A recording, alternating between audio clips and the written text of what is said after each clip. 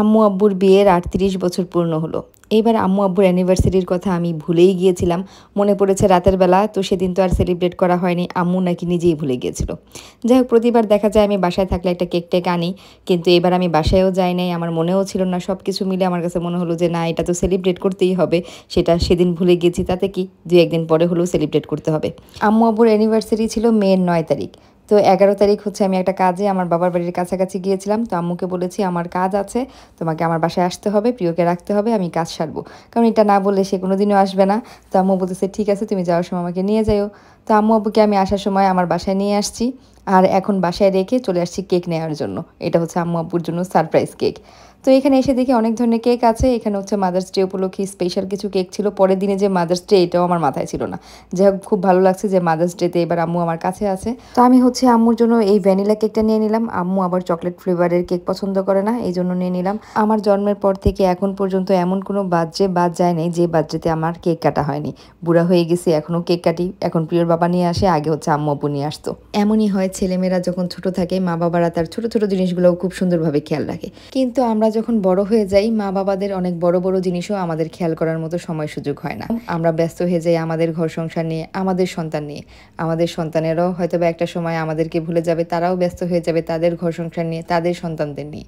এটাই হয়তো বা জগতের নিয়ম। এবার আম্মু আব্বুর ম্যারেজ ডেতে আমি প্রায় মাসখানেক আগে থেকেই প্ল্যান করে রেখেছি যে আমি ওই দিন বাসায় চলে যাব, সবাই মিলে আমরা ছোটোখাটোভাবে একটু সেলিব্রেট করব।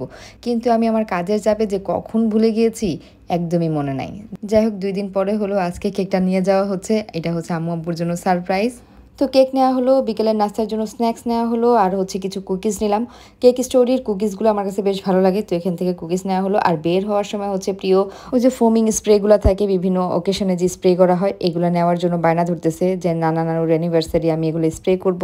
এই স্প্রেগুলো দিয়ে স্প্রে করলে একে তো ঘর নোংরা হয়, দুয়ে তো কেকের উপরে পড়লে কেকটাই খাওয়া যাবে না। ওকে ভালো করে বুঝিয়ে বললাম, কিনে দিচ্ছি ঠিকই, কিন্তু কেকের উপর স্প্রে করো না। তো বাসায় এসে আম্মু তো কেক দেখে অবাক, আম্মু নিজেই ভুলে গিয়েছিল আম্মু আব্বুর অ্যানিভার্সারির কথা।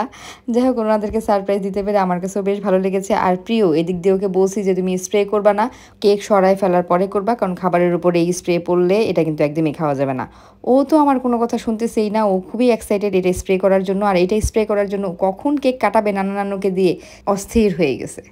যাই হোক, এই তো আম্মু আব্বুকে বসিয়ে দিছি কেক কাটার জন্য। তো দুইজনে মিলে এখন কেক কাটছে। সবাই আমার আম্মু আব্বুর জন্য দোয়া করবেন। আর এই যে দেখেন, প্রিয়কে মানা করা হয়েছে যে কেকের উপর তুমি স্প্রে করবে না, ও কি আর শোনে। যাই হোক, প্রাপ্তিকে খুব মিস করতেছি আমরা, প্রাপ্তি থাকলে আরো বেশি ভালো হতো। আম্মু তো প্রাপ্তিকে খুব মিস করতেছিল যে ২ নাতি নাতনিকে নিয়ে হচ্ছে কেক কাটতো। আর নানা নানুর কেক কাটা দেখে প্রিয়র বেশ মজা লাগছে, ও তো স্প্রে করেই যাচ্ছে। আমি তাড়াতাড়ি করে কেক সরাই দিচ্ছি যে কেক আর খাওয়া যাবে না এখানে যদি থাকে। তো অপেক্ষা করছে যে কখন আমি কেক সরাবো আর কখন ও নানা নানুর উপরে হচ্ছে এইভাবে স্প্রে করবে। মুহূর্তের মধ্যে আমার সারাটা ঘর শেষ। এই জিনিস দেখতে যতটা সুন্দর লাগে, এটা ক্লিন করতে অবস্থা খারাপ হয়ে যায়। যাই হোক, বয়সের সাথে সাথে আম্মু আব্বু নিজেদের অনেক কিছু ভুলে যায়। আম্মু আব্বুর দুজনের একজনেরও অ্যানিভার্সারির কথা মনে নাই। তো আমরাও যদি ভুলে যাই তাহলে কিভাবে হবে। তো প্রতি বছর এখন থেকে আমাদেরই মনে রাখতে হবে। আমরা যখন ছোট ছিলাম আমাদের স্পেশাল দিনগুলো যেমন আম্মু আব্বুরা মনে রেখে স্পেশাল কিছু আয়োজন করার ট্রাই করতো, আমাদেরও এখন কাজ হচ্ছে আম্মু আব্বুদের স্পেশাল দিনগুলো মনে রেখে আমরা ছোটোখাটোভাবে সেলিব্রেট করা। আর এদিক দিয়ে হচ্ছে প্রাপ্তি ভিডিও কলে দাদু চলে আসছে। প্রাপ্তির আর কোনো কিছু ভালো লাগতেছে না, প্রাপ্তি তো দাদু ছাড়া কোনো কিছুই বুঝে না। যাই হোক, আজকের ব্লগ এখানেই শেষ করে দিচ্ছি। সবাই ভালো থাকবেন, সুস্থ থাকবেন, আল্লাহ হাফেজ।